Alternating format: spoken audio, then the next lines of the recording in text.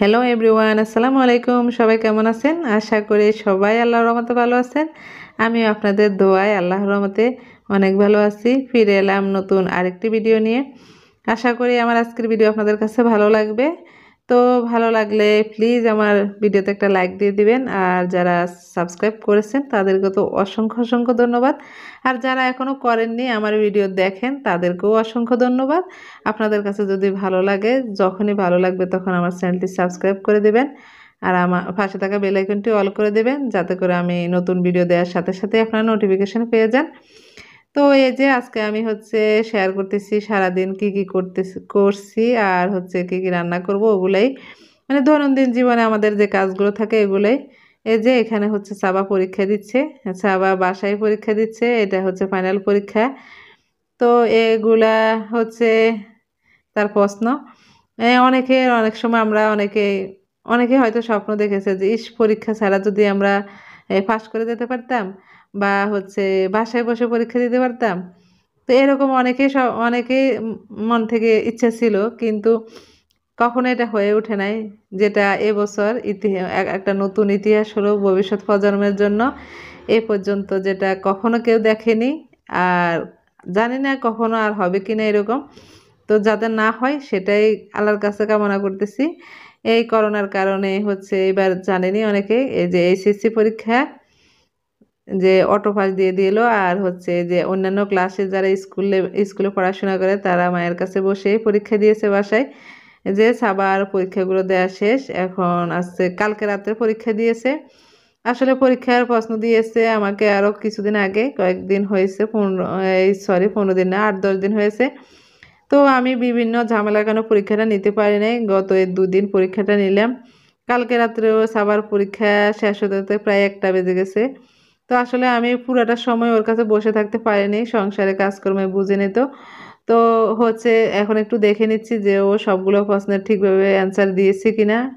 মানে ভুল আছে কিনা সেটা না, জাস্ট সবগুলা কোশ্চেনের উত্তর দিয়েছে কিনা সেটা একটু চেক করে নিলাম। সবগুলো দিয়েছে। তো এখন সকাল 9টা বাজে, আমি স্কুলে যাব, আজকে এটা জমা দিতে হবে, এই জন্যে কালকে এত রাত পর্যন্ত পরীক্ষা দিয়েছে। তো এখন যাচ্ছি আমি স্কুলের উদ্দেশ্যে, এগুলো আজকে জমা দিয়ে দিতে যাব। তো জমা দিয়ে ওখান থেকে আমি একটু মিরপুরে একে যাব, ওখানে ব্যাংকে আমার একটু কাজ আছে। তো চলে আসলাম আমি স্কুলে। এখনও আমি স্কুলের গেটে পৌঁছাই নাই। এটা ডিটাইপ কলোনি, মিরপুর 1, বাংলা কলেজের অপোজিটে স্কুলটা। তো এই যে স্কুলের সামনে আমি চলে আসলাম। এই যে মাঠের চারদিকে একটু দেখাচ্ছি। আসলে অনেক দিন পর পর স্কুলে আসি এখন, আর যেটা নিয়মিত প্রতিদিনের কাজ ছিল সেটা তো আর এখন হচ্ছে না। এই যে এখানে স্কুলে একটা নতুন ভবন ভবনের নিচে অনেকেই এসেছে খাতা জমা দিতে। আর এখনও লোকজন কম, তার কারণ আমি তো একটু সকাল করে এসেছি, তার কারণ আমি এখান থেকে মিরপুর 1-এ যাব। তো এসে আবার বাসায় রান্না করা লাগবে, এজন্যই। তো আবার নতুন 1-এর ভর্তির জন্য ফর্ম দেওয়া হচ্ছে, এখন অনেকে ফর্ম নিতে এসেছে। তো এই যে আমার খাতা জমা দেওয়া হয়ে গেছে, আমি এখন চলে যাব। তো একটু আপনাদের দেখাচ্ছি এই আর কি স্কুলের ভিতরটা কীরকম। বাইরে সবাই টিচাররা বসে আছে, যে যার যার ক্লাস অনুযায়ী আচ্ছা এক এক দিন এক এক ক্লাসের খাতা জমা নিচ্ছে। আজকে শুধুমাত্র ক্লাস 2 এর খাতা জমা নিচ্ছে, এই জন্য। এই যে আমি বাসায় চলে আসলাম, আমার সব বাইরের কাজকর্ম সেরে এখন রান্না করব। এখানে কিছু বেগুন কেটে নিয়েছি, ইলিশ মাছ, আর এই যে ইলিশ মাছের ডিম, আর এখানে আমি ফুলকপি, গাজর আর আলু মিলে একটু কেটে নিয়েছি, এগুলো আমি ভাজি করব। তো বেগুন দিয়ে আমি ইলিশ মাছ দিয়ে রান্না করব। তো এখন প্রথমে আমি ইলিশ মাছটাকে একটু ভেজে নিচ্ছি। তো আমি আমার চ্যানেলে বেশিরভাগই আমি রেসিপি শেয়ার করি, খুব কমই আমি ব্লগটা দিই। তো মাঝে মধ্যে আজকে কোনো রেসিপি করার ছিল না, তো ভাবছি আমি আপনাদের সাথে আজকের কাজকর্মগুলো একটু শেয়ার করি, এই আর কি, এই জন্যে ভিডিওটা করা। তো আশা করি আপনাদের কাছে ভালো লাগবে। তো এই জন্যই করেছি, জানি না কীরকম লেগেছে আপনাদের কাছে বা লাগবে শেষ পর্যন্ত। তো এই যে আমি এখন যেভাবে সাধারণ আমরা সবজিটা রান্না করি খুব কম মশলা দিয়ে, বাসার একটু রসুন পেস্ট দিয়েছি, আর একটু জিরা পাউডার, একটু হলুদ পাউডার, আর মরিচ পাউডার দিয়ে আমি মশলাটাকে একটু কষিয়ে নিচ্ছি। এটা ইলিশ মাছের তরকারিটাতে আমি বেশি একটা মশলা ইউজ করি না, এই জন্যই এইখানে মশলাটা আমার কষিয়ে নিচ্ছি। এখন এর মধ্যে আমি বেগুনটাকে প্রথমে মশলার মধ্যে দিয়ে একটু কষিয়ে নিচ্ছি, তাহলে হচ্ছে আমার কাছে ভালো লাগে। আমি বেশিরভাগ সবজি এভাবে মশলার মধ্যে আগে একটু কষিয়ে নিই, যে মাছটা হচ্ছে আমি আগে ভেজে নিই, ওই ওই সবজিটা আমি এভাবে কষিয়ে নিই। তো এই যে মশলা, এখন বেগুনটা আমি ডেকে দিলাম, আর এর দিক দিয়ে হচ্ছে আমি ডিমটাকে ভেজে নেব। ডিমটাকে আমি একটু ঝুরি করে ভাজবো, এই জন্য এই যে ডিমটাকে আমি ভালো করে এই চটকে নিয়েছি। এটা হচ্ছে আমি এখানে একটু রসুন পেস্ট, একটু জিরা পাউডার, হলুদ পাউডার, মরিচ পাউডার এই দিয়ে একটু এই দিয়েছি, আর হচ্ছে পেঁয়াজটাকে ভেজে নিচ্ছি। আর আরেক পাশে তো বেগুন বসিয়ে দিলাম, দেখতে পাচ্ছেন বেগুনটা আমার কষানো হয়ে গেছে। এখন এর মধ্যে আমি পানি দিয়ে দিচ্ছি। পানিটা দিয়ে আমি হচ্ছে এবার মাছটা দিয়ে দেব, মাছটা দিয়ে ঢেকে দেব। তো এই যে মাছটা আমি ভেজে রেখেছিলাম, ওই মাছটাই এখন দিয়ে দিচ্ছি। তো মাছটা দিয়ে আমি ঢেকে দেব। তো আপনাদের কাছে তো অনুরোধ থাকবে, যারা হচ্ছে আমরা নতুন ইউটিউবে কাজ করি, তাদের ভিডিও আসলে তেমন একটা কেউ দেখে না, খুব কমই হচ্ছে ভিউ হয়, তারপরে সাবস্ক্রাইবার কম থাকে, তার কারণে এই জন্য ভিউটা কম হয়।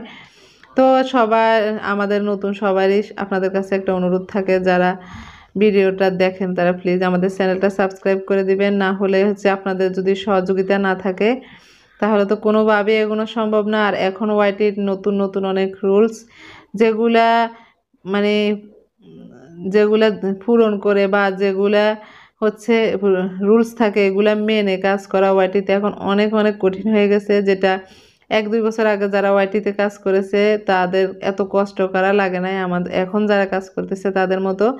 এই যে দেখতে পাচ্ছেন আমার ডিমটা হয়ে গেছে। আসলে আজকে আমি ভাবছি যে রেসিপিটা আমি ওভাবে একটু শেয়ার করতেছি না, তো এই যে কি কি দিলাম সেটা তো আপনাদের দেখিয়ে দিলাম।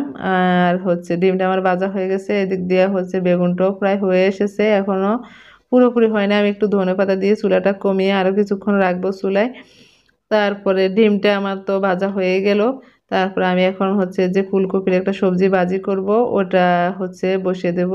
এই যে আমার বেগুনটা হয়ে গেছে, আমি চুলাটা অফ করে দিয়েছি। আর এদিক দিয়ে হচ্ছে আমি ওই যে ফুলকপি যে সবজিটা ওটা একটু ভেজে নেব। তো যেটা বলছিলাম আপনাদেরকে, প্লিজ আপনারা হচ্ছে, আমরা এখন যারা বাটিতে কাজ করি তারা অনেক কষ্ট করতেছি, তেমন কোনো সাড়া পাচ্ছি না। আসলে মনটা খুব খারাপ হয়ে যায় যদি অনেক কষ্ট করে একটা ভিডিও তৈরি করার পর ভালো ভিউ না আসে, এটা স্বাভাবিক। কাজ কাজ করার উৎসাহটা হারিয়ে যায়। যদি আপনারা আমাদের সাথে থাকেন, আমাদেরকে সাপোর্ট করেন, অবশ্যই আমরা হচ্ছে এগিয়ে যেতে পারবো সামনের দিকে। তো সবাই একটা লাইক দিয়ে দিবেন। আর যেসব চ্যানেলের ভাই বোনেরা আমাকে সাবস্ক্রাইব করবেন, বন্ধু করবেন, অবশ্যই ভিডিও রিলেটেড কমেন্ট করবেন, কোনো স্প্যাম কমেন্ট করবেন না, কারণ ওয়াইটি রুলসগুলো এখন অনেক কঠিন, অনেক বেশি ভুল ধরতেছে সবাই। এর জন্য আমাদেরকে কাজ করতে হলে অনেক সাবধানে এগিয়ে যেতে হবে, অনেক সাবধানে কাজ করতে হবে। তো অবশ্যই হচ্ছে আপনারা যারা আমাকে বন্ধু করবেন, আমি অবশ্যই একদিন পর ব্যাক দেবো, আপনারা হতাশ হবেন না। যে সাথে সাথে না দিলে, সাথে সাথে দিলে স্প্যাম হয়ে যাবে, ওটা থাকবে না। এর জন্য সবার প্রতি অনুরোধ থাকবে যে সবাই সবার পাশে থাকবেন, আর সবাই অবশ্যই ওয়াইটি রুলসগুলো মেনে চলবেন। এটা আপনার জন্য ভালো, আমার জন্য ভালো। তো আজ এ পর্যন্তই, আমার রান্নাগুলো প্রায় শেষ, এই যে দেখতে পাচ্ছেন। আর সবাইকে অসংখ্য ধন্যবাদ আমার সাথে থাকার জন্য শেষ পর্যন্ত। আজ এ পর্যন্তই, সবাই ভালো থাকবেন, আমার জন্য দোয়া করবেন। আল্লাহ হাফেজ।